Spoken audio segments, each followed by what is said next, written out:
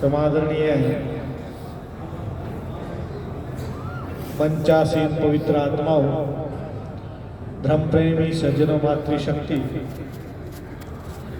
आज हम माता विद्या देवी की श्रद्धांजलि सभा में उपस्थित हुए हैं। भाई जयवीर जी जो उनके सुपुत्र हैं और आप सालवन गांव के सरपंच भी हैं। देखिए, हमारे से पूर्व वक्ताओं ने बड़े सुंदर विचार रखे हैं। आर्य जी ने भी पूरी विवेचना कर दी है कि जीवात्मा की और शरीर की, और बहन जी भी जो हमारे बीच में ओम शांति से आई हुई हैं, उन्होंने भी आपके बीच में रखा है। ये जीवात्मा जाती है, कहाँ जाती है, आती है तो कैसे आती है, परंतु हम लोग सुनते हैं ये सारी चीजें। इसका अनुभव जो व्यक्ति जीवन में कर लेता है, फिर इस आने जाने के चक्कर से छूटना चाहता है। और जब आप वैसे इस सत्य को आप जानते नहीं हैं, जैसे माता जी 29 तारीख को इस संसार से चली गई थी या यहीं पर थी? जी, माता जी 29 तारीख को इस संसार से चली गई थी। क्या समय था फौजी साहब? सुबह के दिन में 12:15 पर माता जी इस दुनिया से चली गई थी। अब आप लोग एक बात मेरे को बताओगे कि फौजी साहब सत्य बोल रहे हैं या असत्य बोल रहे हैं? इन्होंने आपके पास जो अच्छे मित्र हैं, परिवार के लोग हैं, उनके पास फोन किया होगा। फोन पर क्या शब्द बोले होंगे इन्होंने कि माता जी इस दुनिया से चली गई है, माता जी इस दुनिया में नहीं रही है, परंतु माता जी तो वहीं लेटी हुई है। तो कौन सी बात सच्ची है? माता जी इस दुनिया से चली गई है, वो बात सच्ची है या नहीं गई है? आप थोड़ा सा विचार करोगे, दोनों ही बात सत्य है। माता जी अभी वहां पर शरीर रूप में लेटी हुई है, परंतु फौजी साहब फोन कर रहे हैं कि माता जी इस दुनिया से चली गई। तो कौन चला गया है? जो आत्मा, जो माता जी थी, जो सत्य बात है, वो इस दुनिया से चली गई।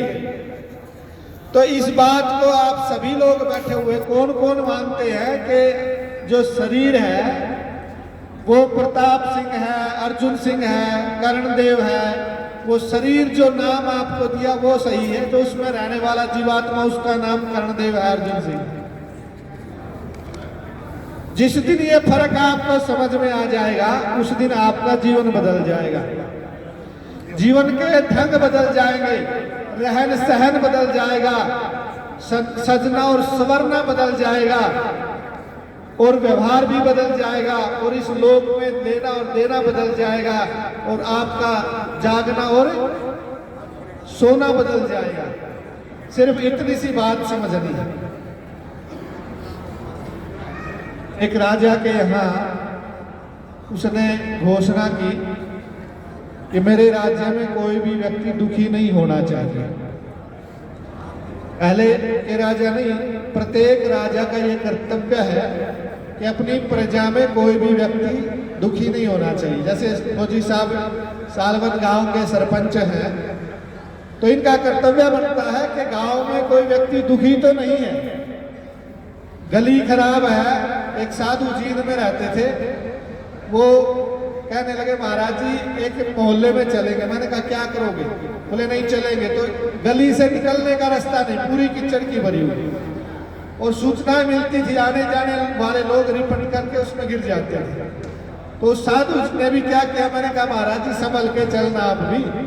तो साधु जानबूझ करके पैर फिसले और कीचड़ में भर गया।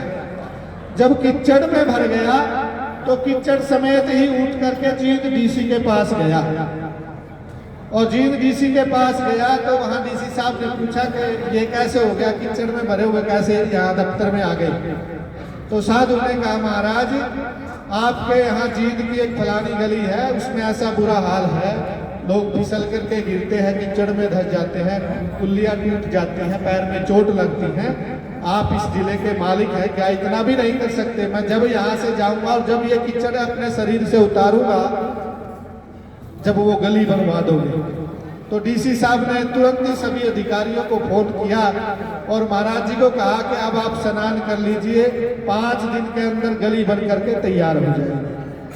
तो ऐसे मैं जैसे कह रहा था, फौजी साहब गांव में सरपंच है तो कर्तव्य बनता है कि हमें अपने गांव में जो जिम्मेदारी मिली है उसको पूरा करें।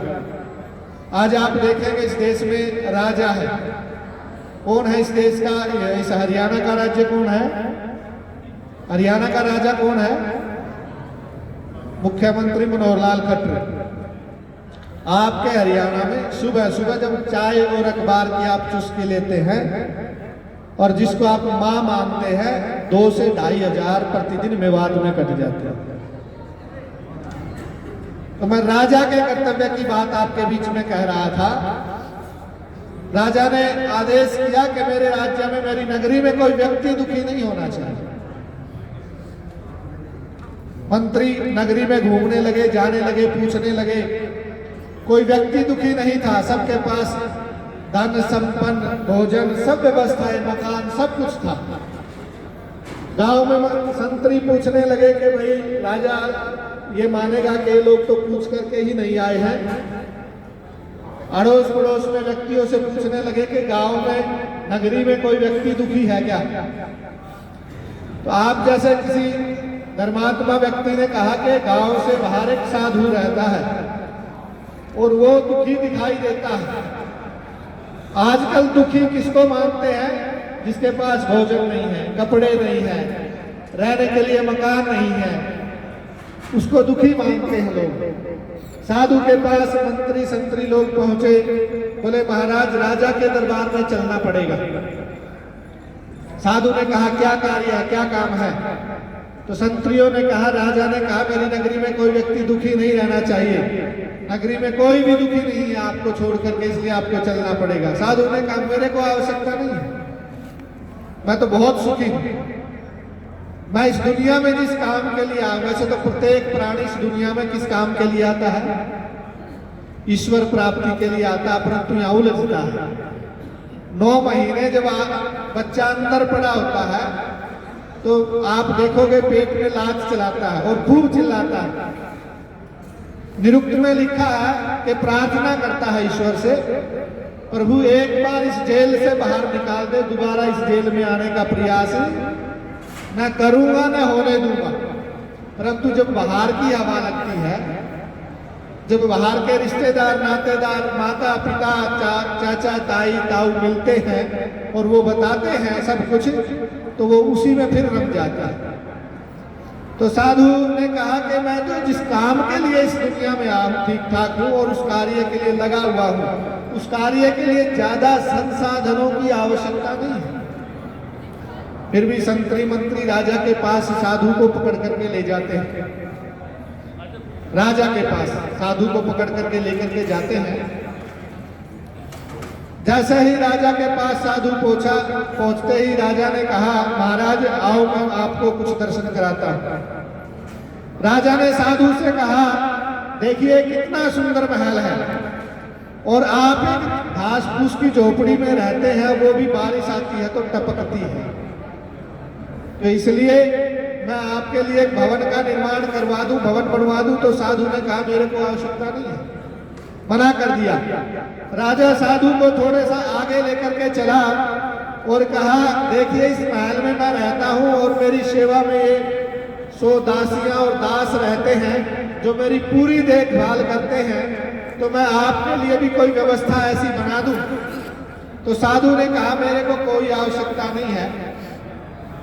थोड़ी सी आगे चल करके राजा ने कहा ये मेरी धर्म पत्नी है, जो मेरी पूरी देखभाल करती है और पूरी राज व्यवस्था में मेरी सहायता करती है, इसलिए ये मेरी सेवा में तत्पर रहती है। तो कोई नौकर आपकी सेवा में मैं रखूं? साधु ने मना कर दिया। थोड़ी देर और आगे चल करके राजा ने दिखाया कि देखिए सोने का रथ है और इसमें ये घोड़े जुड़ते हैं जो बहुत बहुत चलते हैं। इस रथ पे मैं चढ़ करके पूरी नगरी घूमता हूँ, बाहर जाता हूँ। आपके लिए भी कोई जाने आने की व्यवस्था करूं क्या? तो साधु सब ऐसो आराम के साधनों को मना करता रहा और राजा ने फिर अंतिम समय में कहा कि भाई ये तो कोई बुद्धिमान साधु नहीं है, कोई जानकार साधु नहीं है। तो राजा ने साधु से कहा कि मैं अपने एक उंगली से अंगूठी निकाल के आपको देता हूं, आपसे मूर्ख आदमी। क्योंकि राजा के पास जब आप लोग जाते हो तो मंत्री जी, मुख्यमंत्री जी मेरा लड़का लगवा दीजिए, हमारे गांव में ये बनवा दीजिए, बहुत सारी डिमांड होती, पूरा लेटर लेकर के जाते हैं। गांव में मुख्यमंत्री आ जाए तो लोग झूम पड़ते हैं, मुझे ये दे दीजिए, हमारे गांव के लिए ये दे दीजिए, बहुत सारी डिमांड करते हैं। साधु की कोई डिमांड नहीं थी, राजा को मना करते साधु चला गया।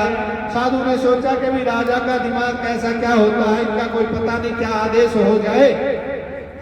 तो साधु ने वो अंगूठी अपने हाथ में ले ली और राजा ने उसको कहा कि तुझसे मूर्ख कोई व्यक्ति मिले तो उसको ये अंगूठी दे देना। अंगूठी लेकर के साधु ने अपनी पोटली में उस अंगूठी को डाला और पहल से निकल पड़ा और अपनी झोपड़ी में चला गया। ध्यान साधना शुरू कर दी। लंबे काल से ध्यान साधना में लगा हुआ था, क्योंकि मुख्य उद्देश्य जो इस शरीर का वो ईश्वर प्राप्ति। समय बीतता गया, 3-4 साल बीत जाने के बाद गांव नगरी के लोग महल की तरफ जा रहे थे। साधु ने पूछ लिया, भाई कहाँ जा रहे हो? कहा कि राजा बीमार है और अंतिम समय है। तो साधु ने भी विचार किया कि राजा का हालचाल पूछना चाहिए, जाना चाहिए। जैसे आज माँ विद्यावती की शोक सभा में आप लोग आए हैं, इससे बल मिलता है परिवार को। तो साधु ने राजा के पास पहुंचकर सूचना पहुंची गए। जाकर के राजा के पास साधु खड़ा हुआ तो साधु ने राजा से पूछा, महाराज क्या बात है? तो हाथ हिला दिया, बोलना बंद हो गया था।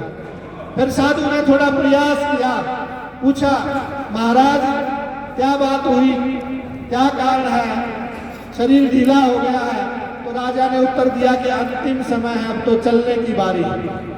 जैसे ही चलने की बारी है कहा तो साधु ने अगला प्रश्न फिर पूछ लिया राजा से कि जाना है तो कहां पर जाओगे?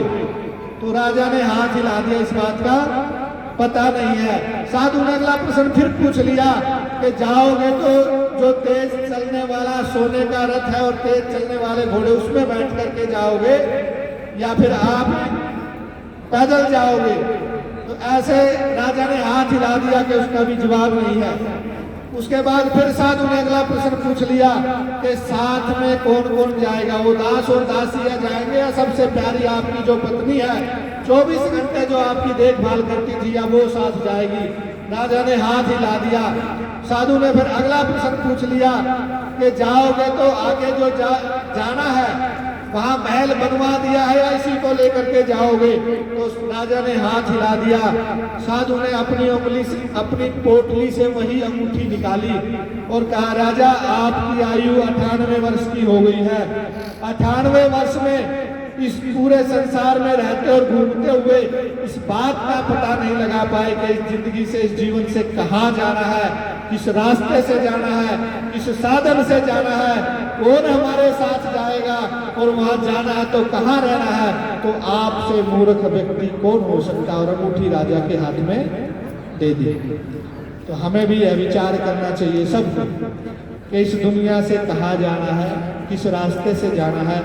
इस विचार के लिए यदि आपका मन बने तो आप उस परम पिता परमात्मा जिसका मुख्य नाम और निज नाम ओम है, तो सुबह शाम बैठ करके 24 घंटे परमात्मा ने आपको दिए हैं, 24 में से 5 मिनट आप दे दीजिए, 2 मिनट दे दीजिए। सुबह शाम बैठ करके जरूर ओम का जाप करना चाहिए। तो धीरे धीरे आपको समझ में आएगा इस दुनिया से कहाँ जाना है। मैं आज गोरक्षा दल हरियाणा की तरफ से और आर्य समाज की तरफ से भाई जयवीर फौजी की माता जी की आज ये श्रद्धांजलि सभा है। मैं अपनी तरफ से और अपने संगठन की तरफ से आपको श्रद्धा सुमन समर्पित करता हूँ। भाई जयवीर जी बहुत पुराने समय से जुड़े हुए हैं और मेरे पास आए कि पूरी मदद आपने करनी है कि मैं गांव में सुधार करना चाहता हूं, सरपंच का चुनाव लड़ना चाहता हूं। तो जैसे कहा मैंने कहा आपका पूरा सहयोग करेंगे। पहली बार में तो मैंने कहा आप निष्ठा से लड़िए, आप निष्ठा से काम करिए। तो मैंने कहा कि आप गाय की संघ में आइए, आप गौ माता के प्रहरी बनिए, आपको निश्चित रूप से विजय मिलेगी। दुनिया में यदि विजय प्राप्त करनी है तो आपको गाय की शरण में आना पड़ेगा। बहुत लोगों को आप देखते होंगे बहुत सारी व्यवस्थाओं के अनुसार आते हैं। पहले की जैसी व्यवस्था होती थी तो सबसे पहले गौ माता का पूजन, उसके घी से हवन होता था, फिर कोई शुभ कार्य किया जाता था। उन्होंने उस बात को विचार किया और आप आज गांव में सरपंच के पद पर है। मैं आपके परिवार को आप ईश्वर से प्रार्थना करता हूं कि संबल मिले और जो कष्ट आपको लगा उसको सहन करने की आपको सामर्थ्य प्रदान करे। ओम शांति शांति शांति। धन्यवाद।